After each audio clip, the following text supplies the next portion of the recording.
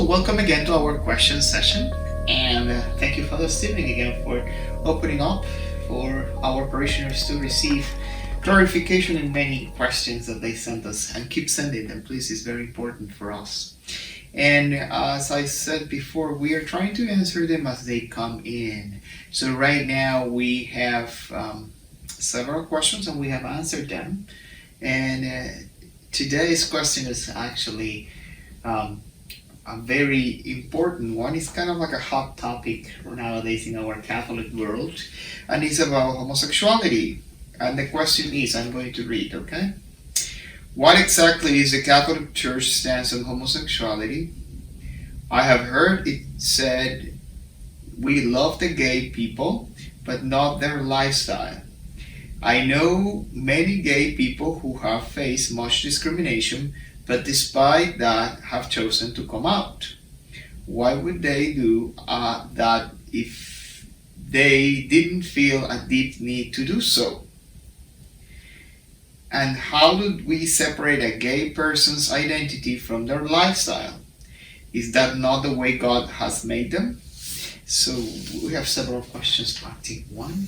And I don't know if you want to start with, I'll let you start. Well, I think we should probably start with the very last point the person made. And it's interesting that they made that point. Can you repeat Is that not the way God made them? Okay. So is that the way that people are made? And if people are made that way by God, how we answer that question would be very different, right? So I think the question we ought to ask is, are all people made that way who are that way, right? Okay. And I don't think anyone would say that's the case, but it's interesting that young people today are being taught that, and they kind of just assume that and make that generalized statement, right? So we are older, hopefully we are more experienced, and we know that that's not always the case, whether we've encountered people like that or just from things that we've read. And I actually did some research on that, and I have a number of books, but this is one that I have here. It's A Parent's Guide to Same-Sex Attraction. And this was written quite a few years ago, so there's more updated information that's available now. But the author in here, a medical doctor, actually points out that there's different reasons as to why people have same-sex attraction. Okay. Now, I don't want to totally deny the possibility that some people are born that way, or, as the person says, made that way. What's interesting is that the people who make this claim, they can't really verify it. So if there was evidence of a genetic disposition that automatically made you that way, that would be front page news, okay? I think there are some studies that indicate that there may be some genetic dispositions that might incline a person that way. But it's interesting, so there are many different types of gay people, especially amongst men. So some who are very effeminate, but others are very masculine, very, deep voice and very strong and masculine and act very, very much masculinely, but they are attracted to the same sex. So if there was a gene that made them more effeminate, well, maybe we could argue along that lines, but it doesn't seem to be the case. So the authors in this book, actually it's more than one author, but they point out that there's a number of different reasons as to why a person may have same-sex attraction. They also point out that men and women are different when it comes to this issue.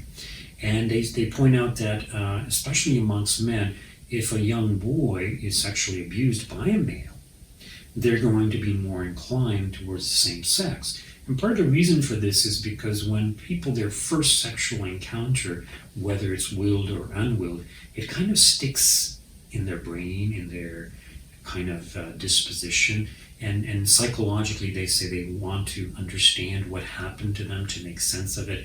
They want to kind of relive it, or they just might be more inclined that way. They also point out that often having a positive male figure in one's life as a young boy can actually cause the boy to have a longing to have a relationship with another man, and this could become romanticized, sexualized, especially when one reaches puberty. So there are different reasons.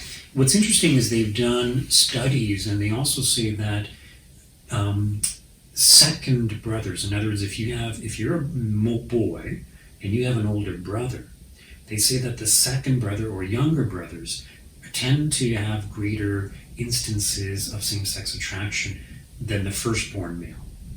And part of the reason for this is because often the older brothers bully the younger ones or pick on them, don't treat them well, and so they lack a positive male figure, or they develop a negative view of males, and it causes them to seek out ideally a healthy relationship with males, but it becomes romanticized, it becomes sexualized.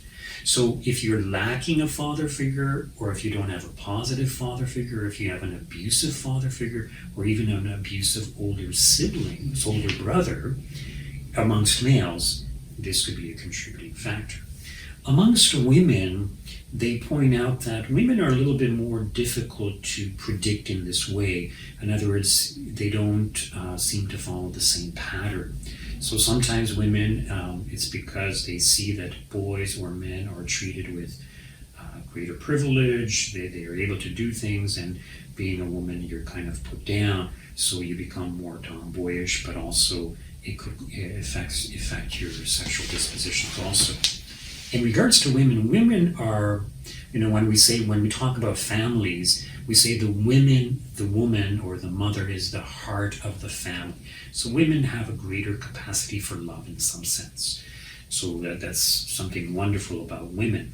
But because women have this great capacity for love, sometimes when women receive love from another woman, it could actually cause them to get into a same-sex relationship, even though they may not have been inclined to same-sex attraction.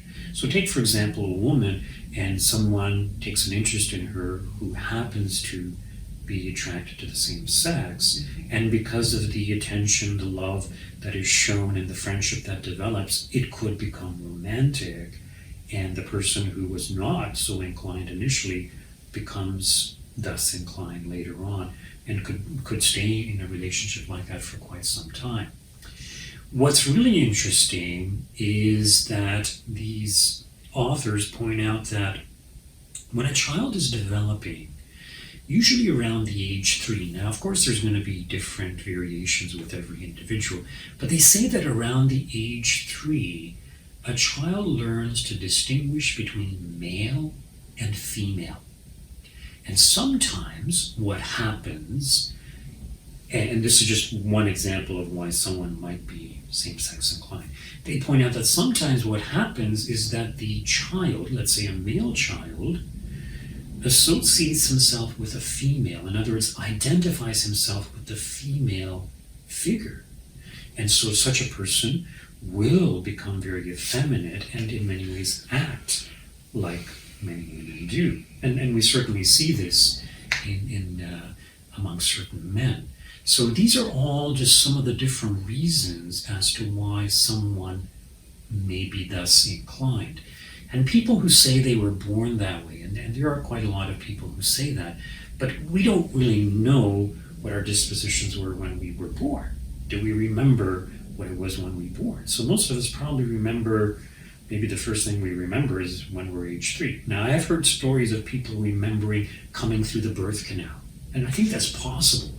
But usually at that age, you wouldn't be inclined to think about what my sexual orientation is, right? So even at age 3, it's not a sexualization of your attachment to one sex or the other.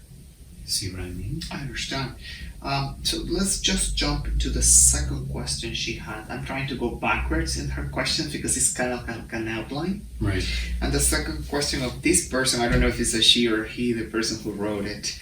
How do we separate a gay person's identity from their lifestyle? And I guess by lifestyle, this person means the person's sexuality. Yes, and I think when we speak about lifestyle, we speak about how they're living that out, and normally I think when we refer to the lifestyle, that they're actively practicing sexual or engaging in sexual activity.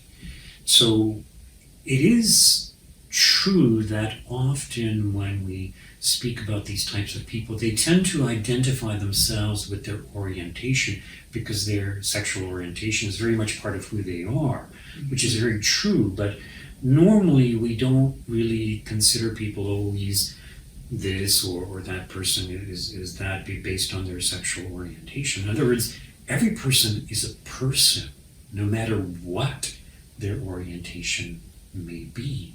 So I understand that they tend to do this or tend to view themselves in this way, but I think it's important that we do separate the lifestyle or the inclination that the person may have from their being a person, right? So they are a person created in the image of God, and so they have the dignity that every person has and is deserving of the respect and love that every person is deserving of. And there are some who have the disposition but don't act on it. So in other words, they're not engaged in the active lifestyle, whereas other people, not only do they have the disposition, but they're engaged in the active lifestyle.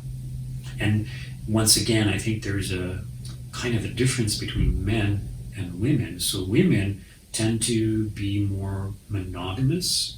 They tend to stay in one relationship. With men, they tend to have multiple partners, even when they enter into a long-term commitment to each other. At least this is what the statistics are showing. Okay. Yeah. Then if it's so the other question the person has is the church loved the gay person but not the lifestyle, right?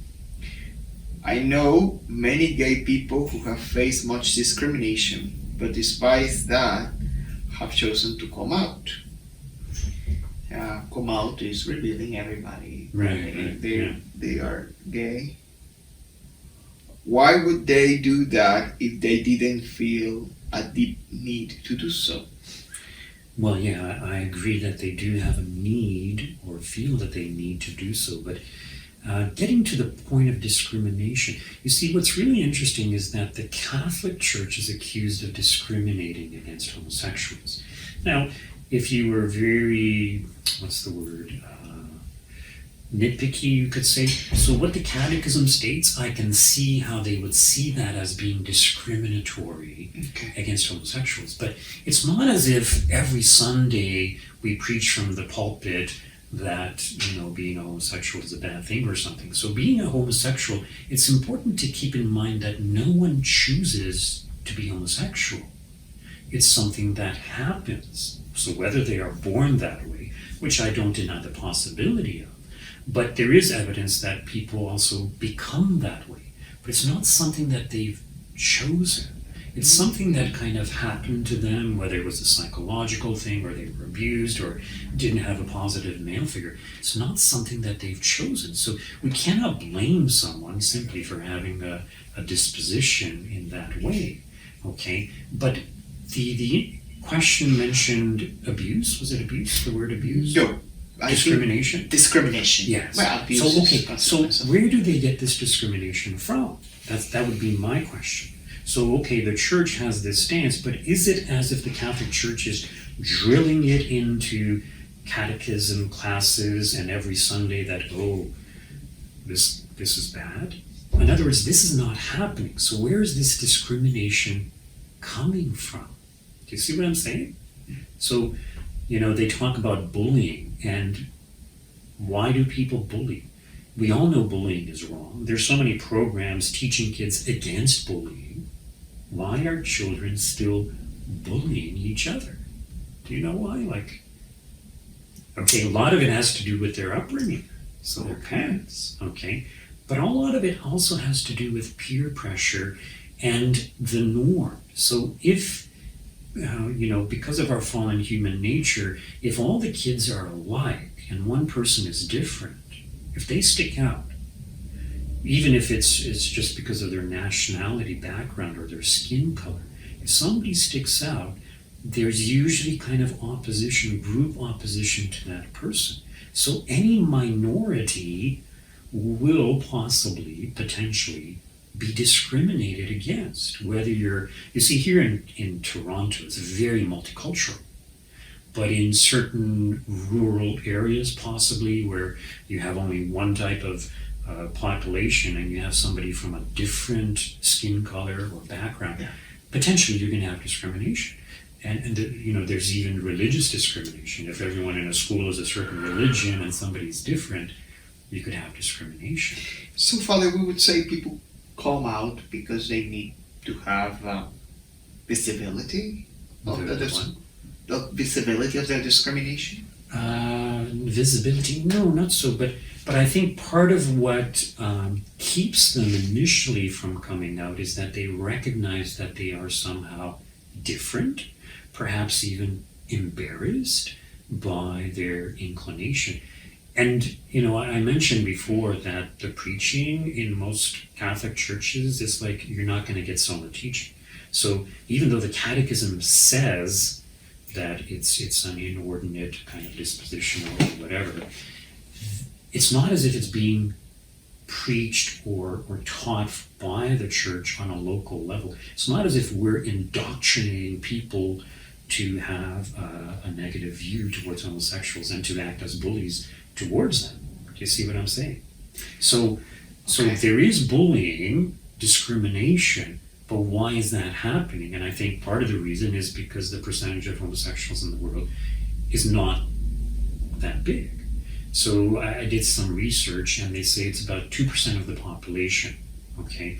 What's interesting is in 1948, Albert Kinsey or something, anyways, I can't remember his name exactly, but he made the claim it's 10% of the male population is homosexual.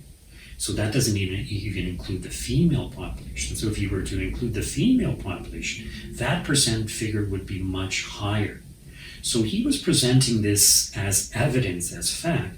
And part of what I'm trying to say is that a lot of young people today, they believe that they're born that way, okay? And they say the statistics are much higher, or the percentage is much higher than what it actually is. So I encourage you to do your own research. But what I'm trying to say is it's only about 2% of the population. I think we can argue that it is growing, or the number of homosexuals, especially amongst men, is growing.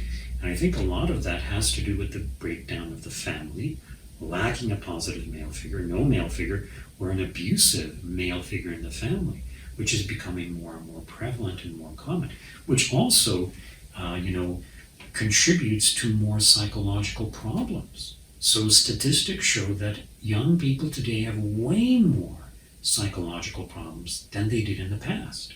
The breakdown of the family unit, the social media and not having healthy relationships, I think all of these things are contributing factors. So if you feel that you are a minority, and especially if you've been picked on or ridiculed or mocked, in other words, bullied, of course you're going to be afraid to come out. Or if your parents have a certain standard and they've manifested that to you, and you know you're going to be going against your parents, you're going to keep it hidden. But at some point you want to embrace the lifestyle, which means not just that you have the inclination, but you want to become active, and so you feel you must come out so that you can kind of legitimize your inclinations and your behavior and not have to hide it, not have to, be afraid of it. Well, Father, thank you very much. So welcome to the second part of our question regarding human sexuality and the view of homosexuality and gay people in the Catholic Church, as asked for by one of our parishioners. And Father, welcome back. Thank you. Yeah, so yesterday we were talking about this topic, and there were certain things that we left out and we need to clarify, right? But in fact, I guess the most important part is what is the view of the Church on the sexuality of people who feel attracted to people of the same sex? Okay. As I mentioned, so we're continuing the tape or the recording. So as I mentioned, it's not something that's chosen in most cases. So it is true that sometimes people get into that kind of lifestyle, but in most cases it's not chosen. So we don't feel that it's bad just because a person has this disposition. In other words, we don't say it's sinful to have the disposition. We do talk about sexual type sins, and as I mentioned before, like, it's not as if we're constantly preaching on this. I once had a parishioner accuse me and say, "Why is the church always talking about sex?" And I said, "What? What are you talking about?" And he says, "The church is obsessed with sex." And I had no idea what he was talking about. And I said, "I think it's you who is obsessed with sex, not the church." So we teach on many, many broad topics. Human sexuality is just one of those topics. And I think in order to truly understand and answer this question properly, I think it's important that we consider what human sexuality is and what it is not. So when it comes to human sexuality, the church's position is that human sexuality is something beautiful, something good, something designed by God when He made us male and female. And it's one of the ways in which married couples actually participate in God's creative powers. So in other words, two human beings who are in love, when they engage in sexual activity, when they're committed to each other for life, they have the potential to conceive a child. And they give of themselves completely in marriage, including their fertility, and that child is an incarnation of their love. So the child gets his physical body from both parents, the father and the mother, so a sharing of the genes of the mother and the father. But God is the one who directly creates the soul of the child that is conceived. So it's a beautiful thing. It's a sacred thing in many ways. And it is true that Satan wants to destroy the sacredness of human sexuality. So we believe that human sexuality is more than just an act for the sake of procreation. Of course, there's pleasure involved. There's also love, or there ought to be love, which doesn't mean that in every case there is love. I mean, imagine a man going to a prostitute. Does he really love her? Obviously not. He's using her and in many ways abusing her. So human sexuality can be perverted and can be used for other means or other ends. We also believe that human sexuality is intended to solidify the bond between husband and wife.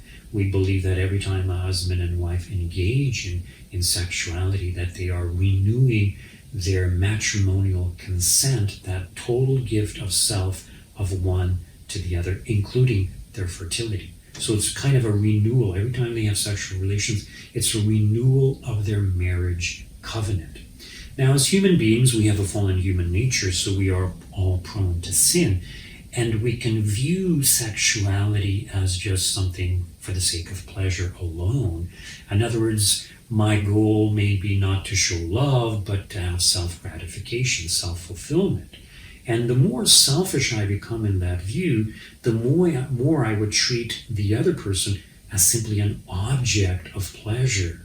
And this leads to disrespect. And we see this happening in society, especially in regards to how men treat women. So often they just treat women as sex objects. And unfortunately, society has become such that women have been kind of brainwashed into believing that they have to have sex appeal in order to be attractive to men. So yes, men are attracted to sex appeal, but surely a man will not marry a woman simply because she has sex appeal. So in other words, there has to be a relationship there. There has to be friendship there, mutual sharing of ideals and goals and things like that. And what's interesting is that when we look at human sexuality from this perspective, some people might argue, well, that's the church's position. But no, it's not just the church's position. It's really if we look at natural law, in other words, if we just examine human sexuality from a natural perspective, this is what we would come up with. All right. And in fact, there's a book that I read not that long ago. I actually listened to it on my Audible app, so I didn't read the book. But the book is called Why Men Want Sex and Women Need Love. And the book is written by Must have been a very big book.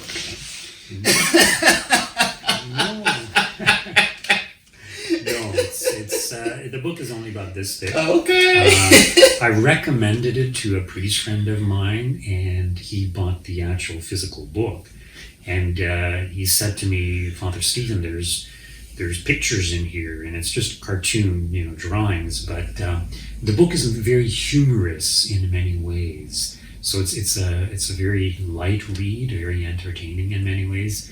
But those images were somewhat inappropriate, he was saying, so I kind of felt bad for recommending the book. So please don't buy it. No, I'm not saying that. You can buy it, but just be warned. Okay. But the authors are Alan and Barbara Pease, P-E-A-S-E, so they're a couple.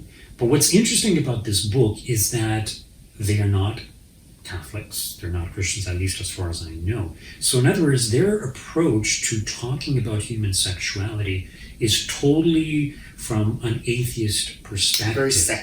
Very secular point of view, and they talk quite a bit about evolution, and they say, well, the way that men and women are, it's part of the evolutionary process, and this is the ideal way for them to be for the sake of bringing a new life into the world. So they repeat again and again throughout the book that sex is for procreation.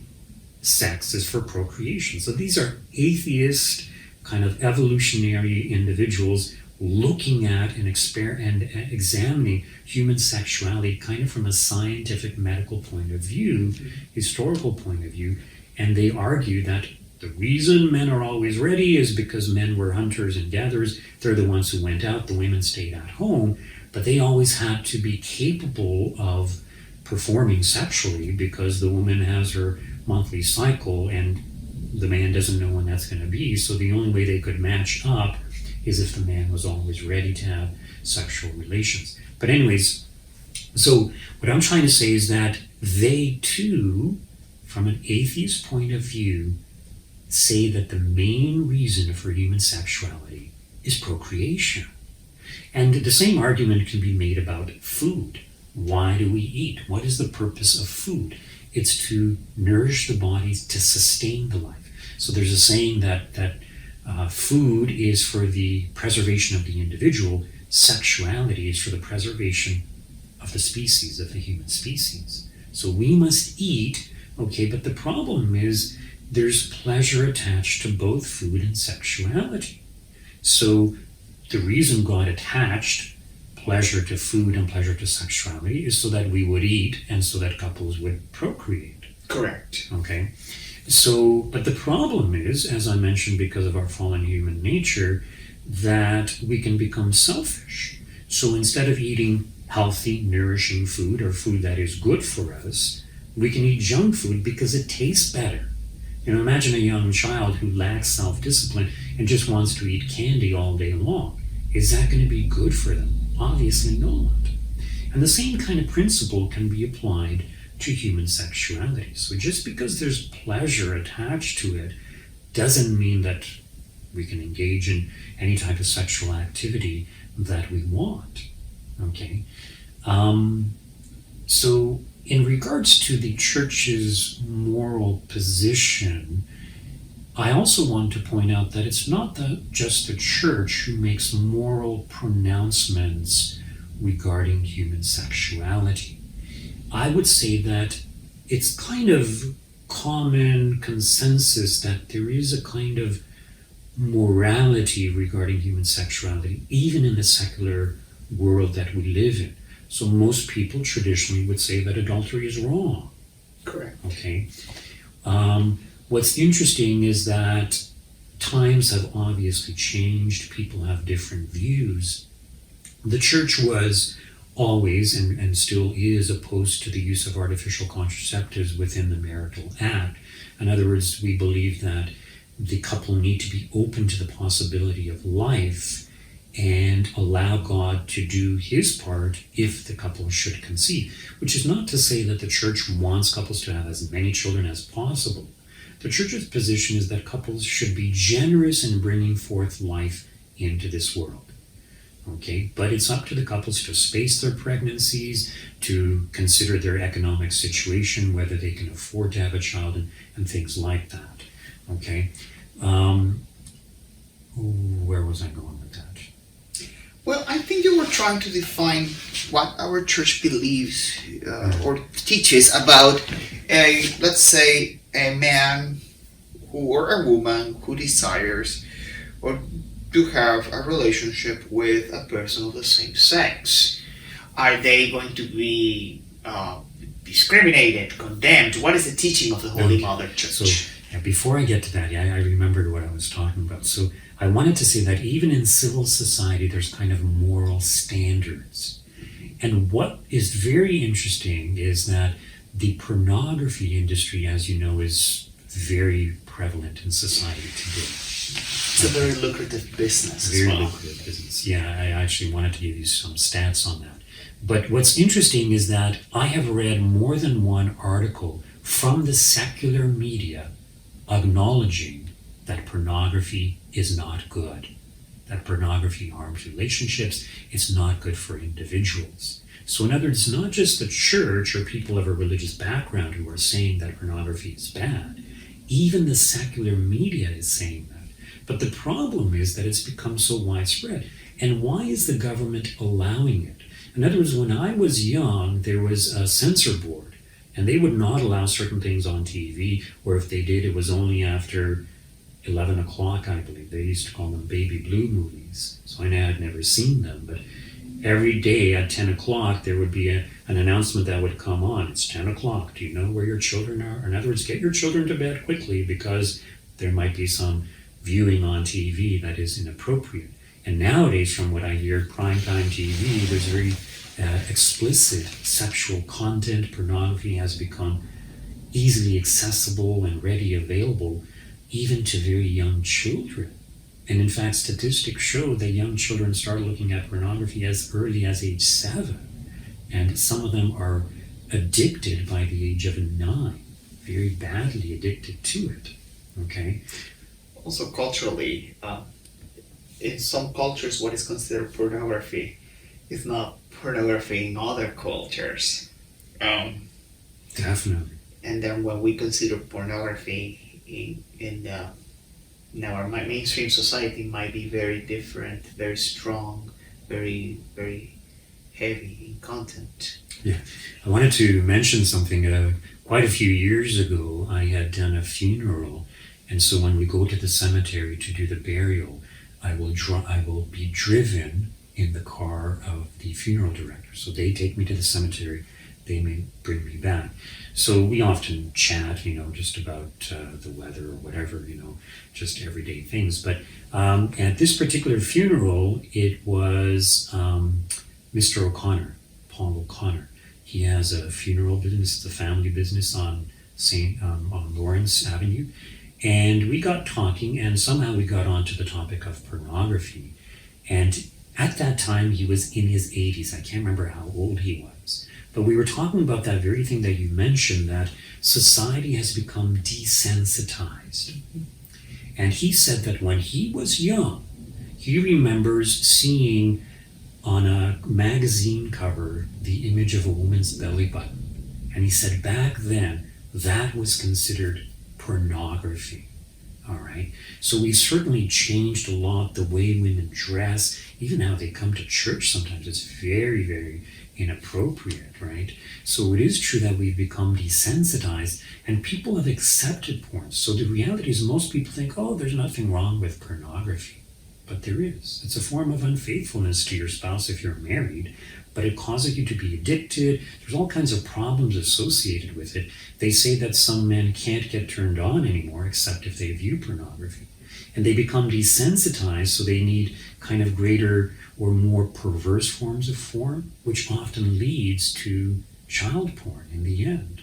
So when we hear of somebody being caught with child porn, it's usually not because they're a total pervert, but they've progressed from soft porn to hard porn to violent porn to group porn and homosexual porn and child porn. There's a kind of progression. Now, I didn't want to include same-sex porn at that level. I'm just saying. But anyways, there is a kind of progression. And it is true that people who are not inclined to homosexuality will look at homosexual porn at some point because they're looking for a different kind of stimulus. So it's very, very addictive. Now, so going back to the question, let's say a parishioner wants to ask, what's going to happen if my son is having a relationship with another man? What should I do as a Catholic? Definitely pray for them and show your love to the individual. But it's not just somebody who's inclined towards same-sex attraction. It's even individuals who are attracted to the opposite sex. So the Church's teaching is that human sexuality is for the procreation of life.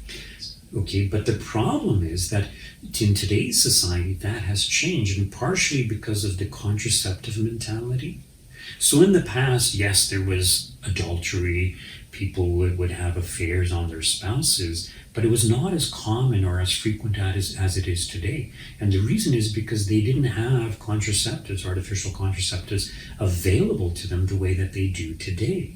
So in the past, let's say a man was tempted to have sex with his secretary. He would be very hesitant to do that because of the possibility that she might get pregnant. But today, there is no longer that fear. So the attitude is, I can have sex with her whenever I want. She's probably on the pill. If she's not, she can take the morning after pill. And if she doesn't have that, she can have an abortion, right?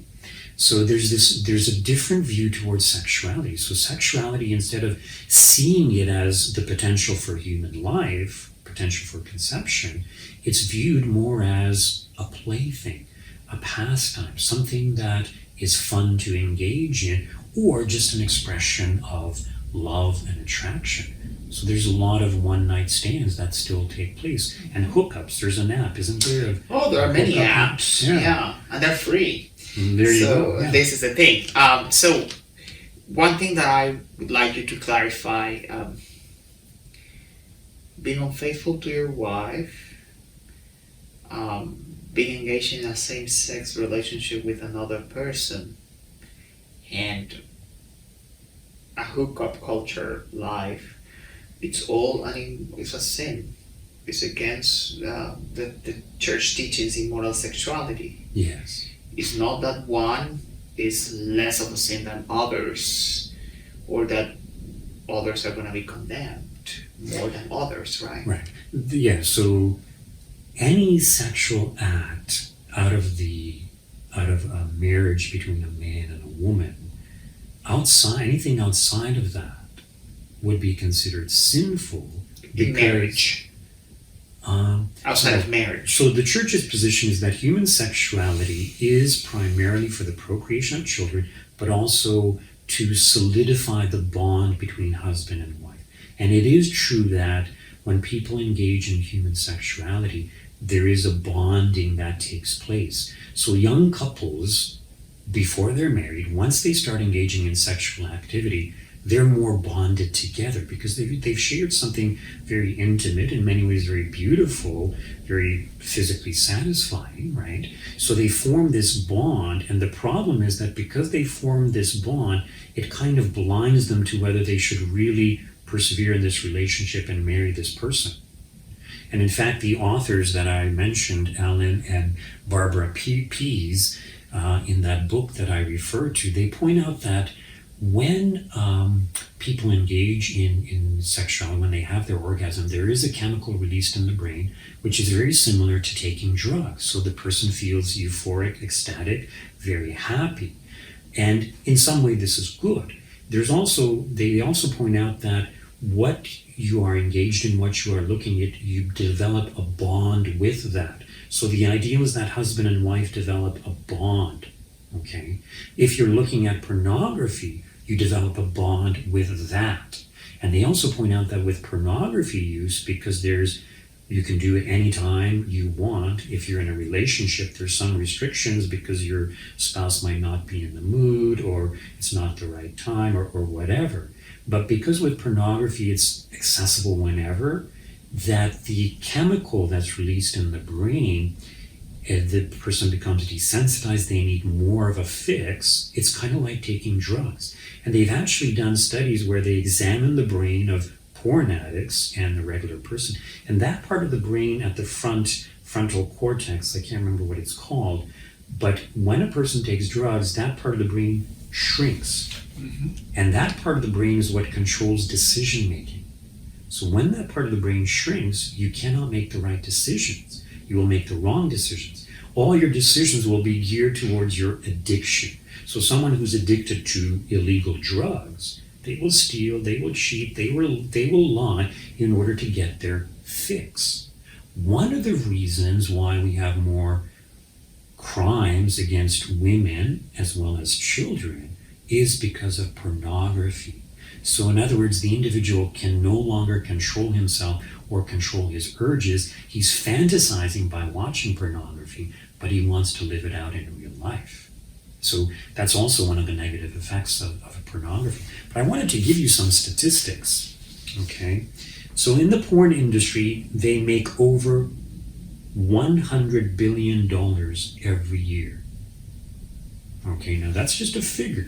But let me give that to you in comparison to other big companies. So the porn industry earns more than the top technology companies combined. And there's 1, 2, 3, 4, 5, 6, 7, 8. So more than these 8 top technology companies combined. Let me name them off. Microsoft, Google, Amazon, eBay, Yahoo, Apple, Netflix, and Earthlink. So they make $100 billion every year. Now here's a very, very interesting fact. Most companies, or let's say you have a business and you want to promote a product, you sometimes have sales, right? Mm-hmm. And sometimes you will give away free samples. Mm-hmm. So they say, roughly maximum 10% free samples, and then you sell 90% of your product in order to make a profit. The pornography industry works the other way around. 90% of their product is free and accessible online, and 10% is what they want people to pay for. And of that 10%, they're making over 100 million every year. Now that figure is worldwide. I believe in the US it's 13 billion. I said million, it's billion. 13 billion every year. Now here's the thing.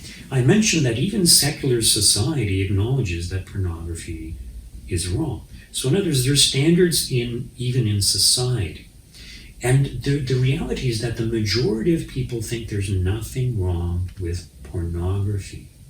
Does that mean that just because the majority of people think it's okay, that it is okay? What do you think? I think it's a very addictive situation, and it is also the exploitation of women and men who work in pornography. I think there's a lot of human trafficking behind it. Yes. I think that we have a lot of men who are functionally addicted to pornography in all senses, in all levels of society, and we have to be very careful to label them as if they are responsible for that, because they're just victims as well. Mm-hmm. And as church, we need to learn how to pastorally address the needs of people who are addicted to pornography. Yeah. And in all forms of addiction. The problem that I see with pornography is not that it's addictive, is that it's very difficult to treat something that you don't see the problem. You can see people lining at the LCBO, you can see people lining at the marijuana store, it's very unlikely you will see a person lining it for pornography because it's on your fingertips, right? You can watch it on your phone, etc. So if you have a family member, or if you are going through the problem of having an addiction to pornography, the best thing you could do, first of all, is acknowledge your reality that you have an addiction. Walk through the steps of it with the help of Jesus Christ. Pray about it and talk to Jesus frankly about how you feel. It's not that you are going to stop watching porn one day to the other. That's not going to happen. The same programs that exist for AA and NAs exist for pornography and for addiction. 12 steps, prayer, discernment, talk to your pastor. And also, start having a relationship with Jesus upon your problem. And also, try to find the assistance of a person who's knowledgeable about addiction, a psychologist, a psychiatrist.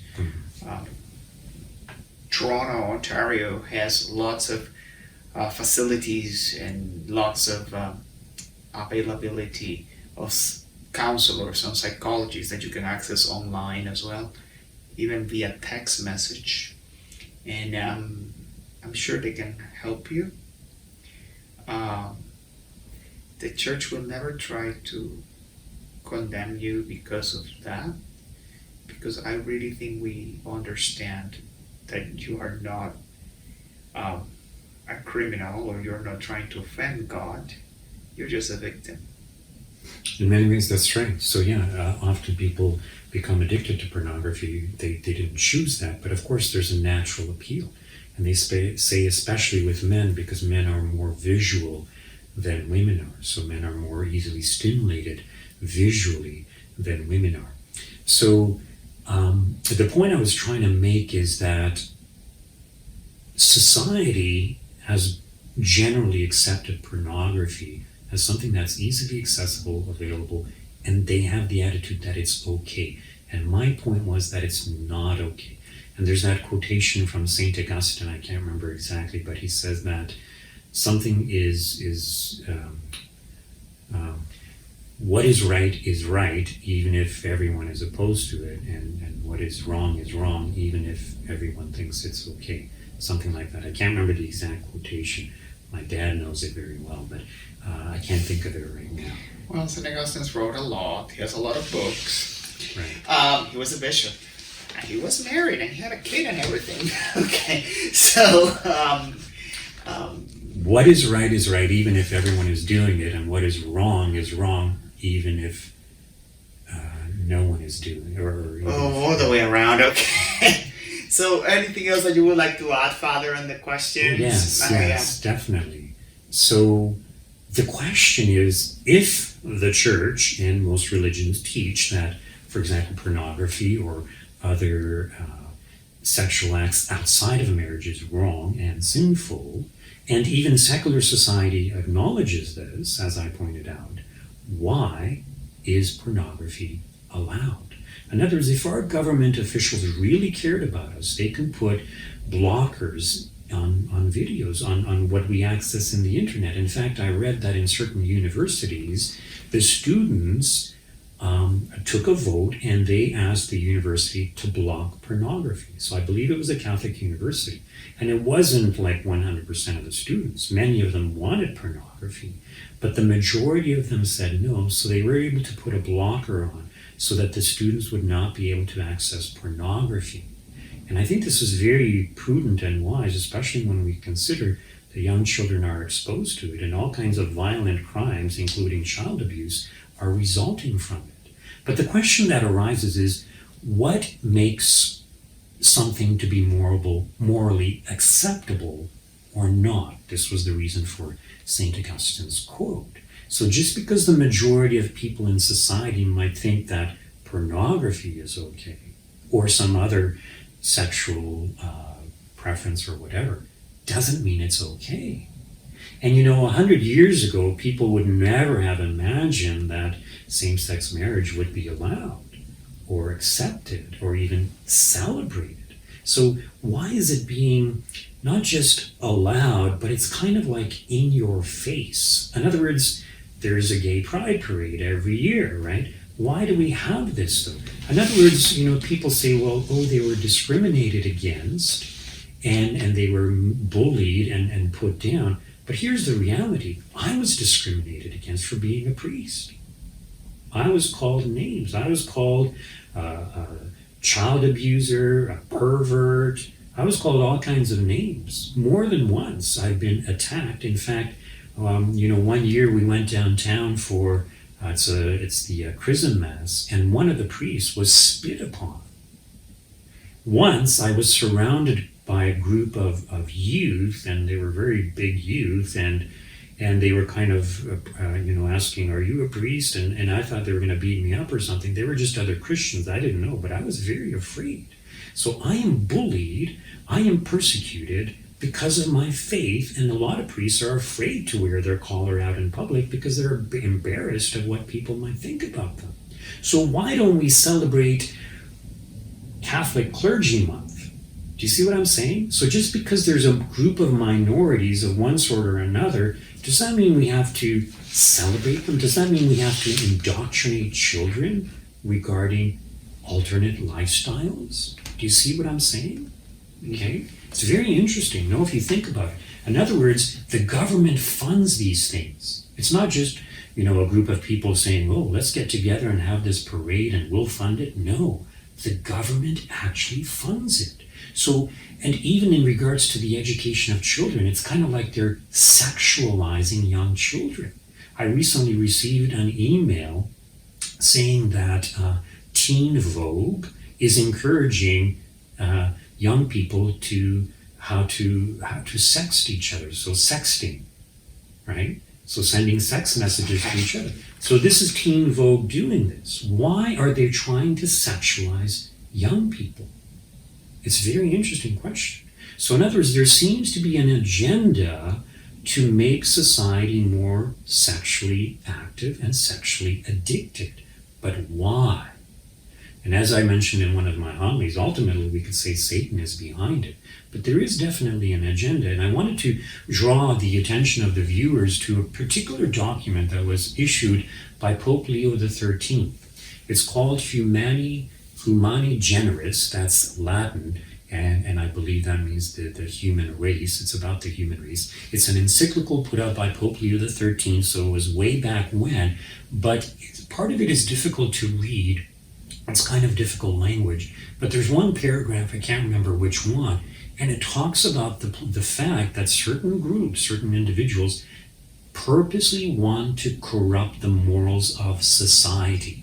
Why? Because when we are addicted to our passions, when we lack self-control, we're just like animals. We just pursue our own desires, whatever appeals to us, whether it's food, alcohol, drugs, or sex. And when we're in that state, we're not as intellectually capable as we would be otherwise. So they don't want the masses opposing their agenda. Some people are saying that with the coronavirus situation, that they're taking advantage of this situation to impose these government controls on people, including monitoring where people go, who they talk to, and all these things. In other words, our freedoms are going to be taken away. And this is what they ultimately want, to control every human being. In certain countries, homeschooling is forbidden. Why? Because they want all the children to be raised by the state, for all the children to think in the same way. So they're taking away our freedoms. This video may very well be taken down by YouTube because it's not politically correct. In other words, they're going to censor us. I'm being discriminated against, but they're celebrating other things, which is a small percentage of the population, and not only celebrating it, but promoting it and indoctrinating young people. And this is not right. And what's interesting is that young people, I remember when I was young, I thought I knew it all. And I thought all these old people, they don't know what's going on. They're prehistoric times, and all these things. Young people tend to think that way.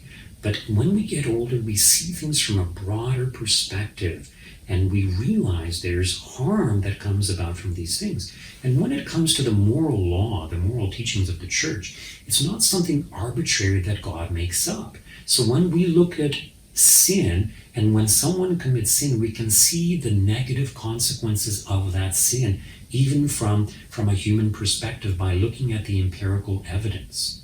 So when it comes to premarital sex, you've got unwanted pregnancies, broken hearts, multiple relationships, sexually transmitted infections, they call them nowadays, instead of sexually transmitted diseases, and sexual abuse. And also the inability to truly commit because you've had so many multiple partners. And also they say that they're even once they get into a permanent relationship, that they're not as satisfied because they're always comparing their present partner to previous partners.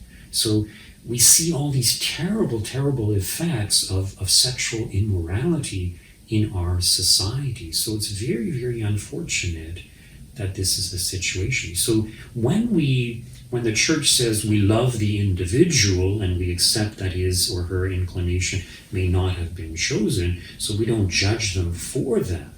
But we are called to love the sinner and to hate the sin, not because it bothers me, but because we want to help the individual. And there are many, many groups, such as Courage, which you have homosexuals who come together and support each other, living a chaste lifestyle. And there are talks, I can't remember the name of that video, but there is a talk that's out there, and it's homosexuals who live the homosexual lifestyle, and they're older individuals now, and now they are speaking out and acknowledging that it was not good for them. They were not happy in that lifestyle, and now that they are chaste, they don't stop being homosexuals. Now that they are chaste, they are much more happy, and they're trying to reach out to people and to educate them. Think, for example, even of the transgenderism, and they're allowing young people to make these choices for themselves. Like, are they mature enough to change their body? And the reality is that there are many individuals who've had sex changes and are now acknowledging they made a mistake, and they wish that somebody would have spoken the truth to them and told them, don't do that. Okay, so when people are developing and growing, it's interesting, they say that the human brain for males continues to develop until the age of 25. That's correct. For women, they actually develop quicker. I think they're fully developed at age 18. Women are in generally much more mature as they develop. Faster. Right. So the point is that until your brain is fully developed, you're not really in a position to judge things in the right way. And even if you do have a fully developed brain, do you know all the criteria, all the facts? Same as with abortion. They make it seem like, abortion is totally safe and there's no detrimental consequences, which is totally false. Even today, women are dying on the abortion table. Watch that movie, Unplanned. It's excellent. That's an excellent movie. And you should be able to access that. Yeah, it's available for free on Hoopla, which is an app, free with the Toronto Public Library card. So. Yeah. Anyway. So we are called to love homosexuals, not to discriminate against them. But we are called to speak out against sin, and not just against sins by homosexuals, but as I mentioned, anything outside of the marital act with the potential for life. So even couples within marriage, it doesn't mean that they can do anything and everything they want. So every human sexual act should be open to the potential for human life, because that is how God designed it. When we choose to make sexuality something that's just an expression of love or something that we do for the sake of pleasure, we're actually perverting what it was really intended for. And this is not just the church speaking. It's those authors, what are their names? Alan and Barbara Pease also. Some secular writers. Secular writers are saying that the purpose of sexuality is procreation. They do address homosexuality at the end of their chapter, and a lot of the things that they talked about, man's view towards sex and women's view towards sex, they try to apply that also to homosexual couples, and they acknowledge that homosexuals do have this inclination. So it's not as if they totally ignore that topic. They do address it, even though throughout the book, more than once, a number of times, they keep repeating that sex is for procreation. And that's the key to understanding what human sexuality is all about. Okay. Yeah. Well, anything else that you would like to add, Father? Or... Well, usually afterwards I think of, I should have said this, I should have said that. Yeah, but I think we said a lot. And we thank you for your time and for all what you're doing for us. Yeah, so it's a kind of a roundabout answer, but I think it's important to understand why we have these teachings, and it's not just something that God or the church arbitrarily chooses, but it's something that's based in natural law. All right. You can see that. Well, thank you very much, and thank you for following us on Facebook, and thank you for clicking on our videos. We look forward to receiving more of your questions. Thank you. So, I remembered what I wanted to say. Because you didn't say anything. Okay. That's right. So I had mentioned that 100 years ago, if people knew that we were going to legalize same-sex marriage, they would have been totally shocked. They would not have believed it. They would have said, no way, that will never happen. But obviously it has happened. Why? Because of the influence of media, the indoctrination, especially of young people. Okay. Now here's the thing. I mentioned earlier that the pornography industry makes over $100 billion every year. Here's another statistic. The pornography industry, when it comes to child porn, they make over $3 billion every year. The point I'm trying to make is child porn, child abuse is increasing. So, here we are today, and I'm sure everyone in my audience, everybody who's viewing this video will say, child porn will never become a norm, it will never be allowed. That's what we say today. 100 years ago, they said something similar regarding marriage. But if it continues to become more and more widespread, if the majority of people, or the majority of men, let's say, are in favor of child porn, will it be allowed? It's a very real potentiality. And in fact, there are groups trying to legalize it, and there's also a movement to reduce the age of consent. So right now, what is the age of consent? Do you know? I think it's 18. Okay, it's 18. Some people are saying it should be moved down to 14. Okay, now it is true in the olden days people did get married when they were very young, sometimes as young as 14, but they were also much more mature back then. Lifespans were much shorter. Today, people are very worldly wise, they know about sex and drugs and everything, but today people are actually very immature, even when they're in their 20s. Okay? So here's the reality. Just because there's a common consensus, just because the media tries to convince us that something is okay, doesn't mean that it's okay.